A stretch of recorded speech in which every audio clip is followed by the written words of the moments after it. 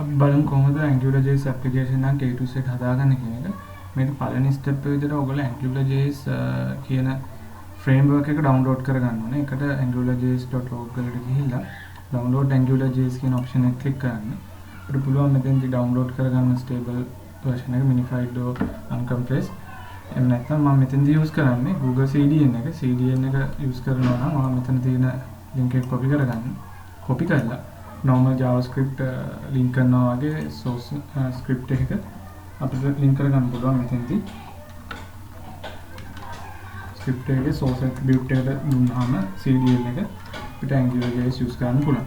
ඊට පස්සේ මෙතෙන්දී අපි AngularJS එකේ second step එක මේක තමයි first step එක application එක link කරන second step එක අපි framework එක load කරාට පස්සේ මේ අපේ මේ web page එක AngularJS application එකක් කියලා define කරන්න. ඒක define කරන්නේ ng-app කියන directive එක හරහා.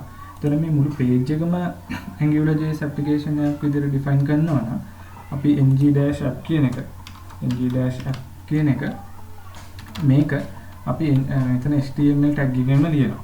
දැන් මම මෙතෙන්දී demonstrate කරන්නේ div එකක් හරහා.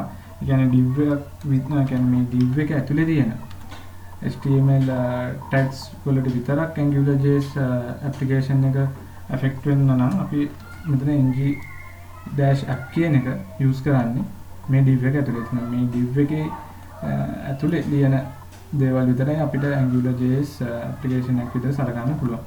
ඊට පස්සේ තුන්වෙනි step එක විදිහට මම model එකක් හදනවා. model කියන්නේ ng-model කියන AngularJS වලදී අපි HTML tags තියෙනවා user inputs ගන්න.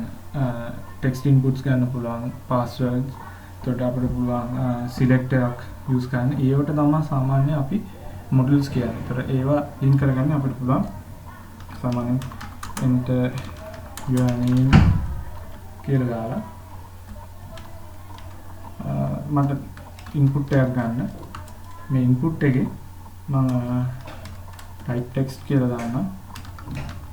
text ඊට මෙතන ng-model කියලා අපි දෙනවා නම.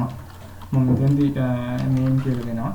ඒතර මේක තමයි අපේ model එක වෙන්නේ. මේක තමයි third step එක. ඊට පස්සේ මේ model එක අපි bind කරනවා කියලා කියන්නේ ඒක fourth step එක. ඒතර bind කරන්න පුළුවන් අපිට මෙතන මම h2 එකක් අරගෙන මම මෙතන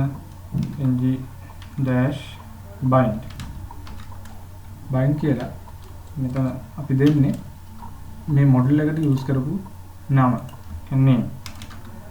දැන් අපි මේක run කරලා බලුවාම මෙතන අපි enter කරන නමක් ගත්තොත් ඒක මෙතන නිර වෙනවා.